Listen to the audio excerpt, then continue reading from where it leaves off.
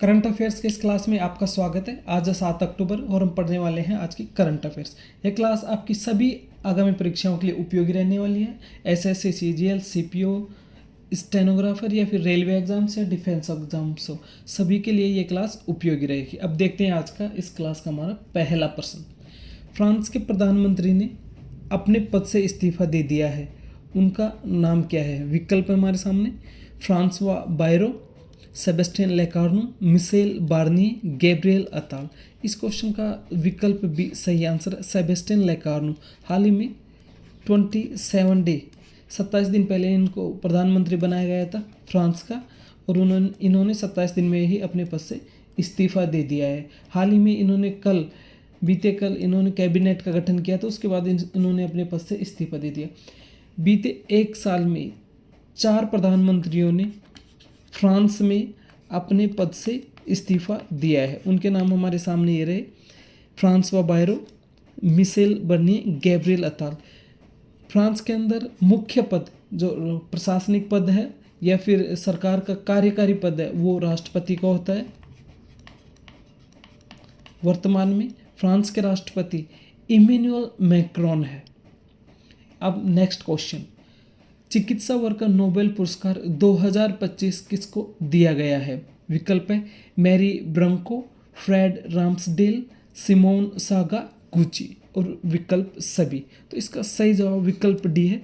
इन सभी को, तीनों विकल्प जो दिख रहे हैं तस्वीर में भी तीनों की फोटो है, यहाँ एक महिला है बाकी 2 पुरुष है, इनको संयुक्त रूप से वर्ष 2025 का नोबेल पुरस्कार दिया गया है। नोबेल पुरस्कार का वितरण इनके नाम की घोषणा कर दी गई है और वितरण इन पुरस्कारों की 10 दिसंबर को होगा। 10 दिसंबर स्टॉकहोम में इनको ये पुरस्कार दिए जाएंगे। इन पुरस्कारों में इनको मेडल दिया जाएगा एक, और 9 करोड़ रुपए इसके साथ में मिलेगा, और एक सर्टिफिकेट इनको दिया जाता है नोबेल पुरस्कार का। नेक्स्ट क्वेश्चन है, हाल ही में किस देश में 14 वर्ष के अंतराल पर संसदीय चुनाव करवाए गए हैं? विकल्प है सीरिया, सऊदी अरब, ताजिकिस्तान और कतर। विकल्प ए इसका सही आंसर है, सीरिया। सीरिया में हाल ही में 14 वर्ष के अंतराल पर बशर अल असद के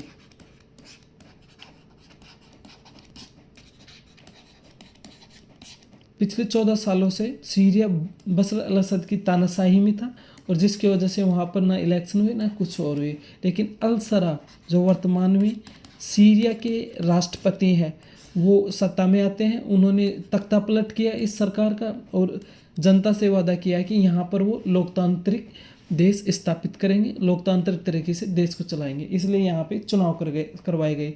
लेकिन जो ये चुनाव हुए हैं वहाँ संसद की 210 सीटें थी, जिनमें से 140 सीटों पर जिला समितियों द्वारा नियुक्त कॉलेज अध्यक्ष, 7000 कॉलेज अध्यक्ष थे, उन्होंने ही इन 140 जो सीटें थी, 140 सीटों को पे कैंडिडेट थे उनको चुना, और बाकी के 70 सीट थे उस पर राष्ट्रपति अल सरा ने अपनी पसंद से नियुक्तियां की। तो इस तरीके से इस चुनाव में आम जनता का कोई रोल नहीं रहा। तो ये पूरी तरीके से लोकतंत्र नहीं है, ये लोकतंत्र की तरह चुनाव नहीं हुए हैं।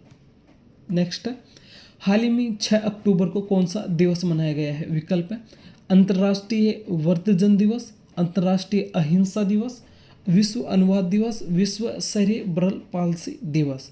विकल्प डी इसका सही आंसर है, सेरेब्रल पाल्सी दिवस मनाया गया है 6 अक्टूबर को। इसके बारे में जागरूकता फैलाने के लिए यह दिवस मनाया जाता है। इसमें जो व्यक्ति आप देखते हो डीएड वगैरह होती है जिससे लोग टीचर बनते हैं, डिसेबल पीपल्स होते हैं जिनके दिमाग पूरी तरीके से काम नहीं करता है, उन लोगों को उसके प्रति लोगों को जागरूक करने के लिए यह दिवस मनाया जाता है। विश्व वर्धन दिवस 1 अक्टूबर को मनाते हैं, अंतर्राष्ट्रीय अहिंसा दिवस 2 अक्टूबर को, विश्व अनुवाद दिवस 30 सितंबर को, 13 सितंबर को यह दिवस मनाया जाता है। इसके अलावा 2 अक्टूबर को महात्मा गांधी जी और पंडित लाल बहादुर शास्त्री जी की जयंती भी इसी दिन को मनाई जाती है। 4 अक्टूबर को विश्व एनिमल डे, विश्व पशु कल्याण दिवस 4 अक्टूबर को मनाया जाता है।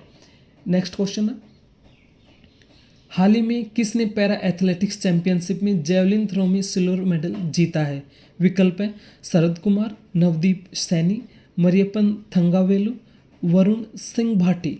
तो इस क्वेश्चन का सही जवाब विकल्प बी है, नवदीप सैनी ने हाल ही में इस चैंपियनशिप में सिल्वर मेडल जीता है जेवलिन थ्रो कैटेगरी में, जेवलिन थ्रो में। नेक्स्ट है, केरल के मुख्यमंत्री पिनरई विजयन के द्वारा किस स्थान पर रामचंद्रन संग्रहालय का उद्घाटन किया जाएगा? विकल्प है त्रिशूर, कोल्लम, आलप्पुझा, कोच्चि। तो इसका सही जवाब हो जाएगा कोल्लम। कोल्लम में इस संग्रहालय का उद्घाटन पिनरई विजयन जो केरल के मुख्यमंत्री हैं उनके द्वारा किया जाएगा। कोल्लम सांस्कृतिक गतिविधियों के लिए विख्यात है। ये एक सांस्कृतिक और कल्चर के रूप में महत्वपूर्ण स्थान है कोल्लम, और यहीं पर इसका उद्घाटन किया जाएगा इस संग्रहालय का। नेक्स्ट है, कौन सी भारतीय वायु रक्षा प्रणाली में क्षितिज से ऊपर स्थित रडार, ऊर्जा हथियार और उपग्रह को एकीकृत किया जाएगा? विकल्प सुदर्शन चक्र, आयरन डोम, थार्ड S-400। विकल्प ए इसका सही आंसर है, सुदर्शन चक्र। ये भारत के द्वारा निर्मित खुद का अपना एक आयरन डोम, एक तरीके से वायु रक्षा प्रणाली है।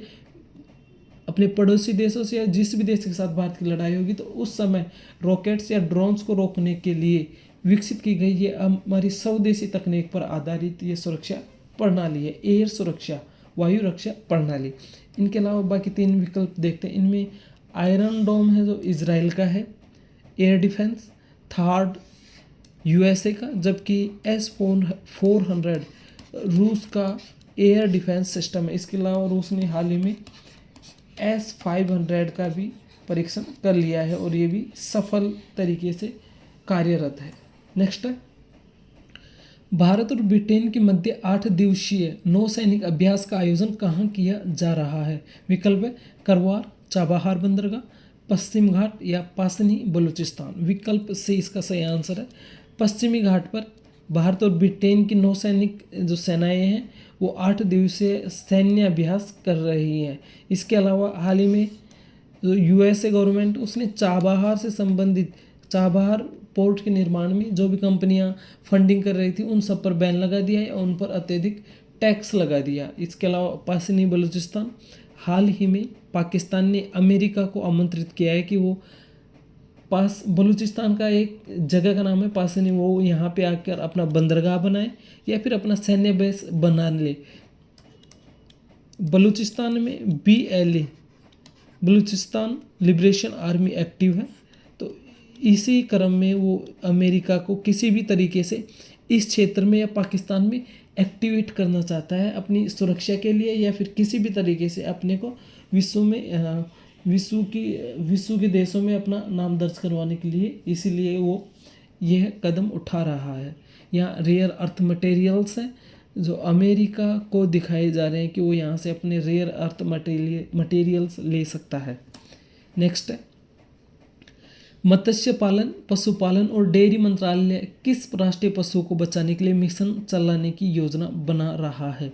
विकल्प है एशियाई हाथी, हिमतेंदुआ, पर्वतीय गोरिल्ला और ऊंट। तो इसका सही जवाब है ऊंट। ऊंट को बचाने के लिए ये सारे मिनिस्ट्रीज मिलके एक योजना या कैंपेन मिशन चलाने की योजना बना रहे हैं।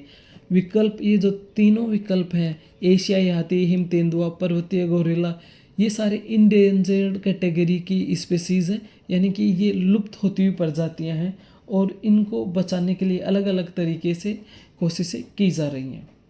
नेक्स्ट, सीमा सड़क संगठन ने अर्थात BRO ने विश्व की सबसे अधिक ऊंचाई पर स्थित सड़क कहाँ पर बनाई है? लद्दाख, नैनीताल, सियाचिन, अरुणाचल प्रदेश। तो इसका विकल्प ए सही आंसर लद्दाख में 19,400 फीट की ऊंचाई पर हाल ही में बॉर्डर रोड्स ऑर्गेनाइजेशन ने, सीमा सड़क संगठन ने यहाँ पर इतनी ऊंचाई पर, विश्व की सबसे अधिक ऊंचाई पर सड़क बनाई है। नेक्स्ट है, ये तस्वीर देख लीजिए। हाल ही में ये वर्तमान में UPSC के चेयरमैन हैं इनका नाम अजय कुमार है। करंट अफेयर्स की क्लास यही समाप्त होती है। अगर ये क्लास आपको सही लगे तो इस चैनल को आप सब्सक्राइब कर लें और बेल नोटिफिकेशन ऑन कर लें, जिससे सबसे पहले यह क्लास आप तक पहुंच सके और आप आसानी से यह क्लास ले सके। अब मिलेंगे साथियों अगली क्लास में, तब तक के लिए जय हिंद जय भारत।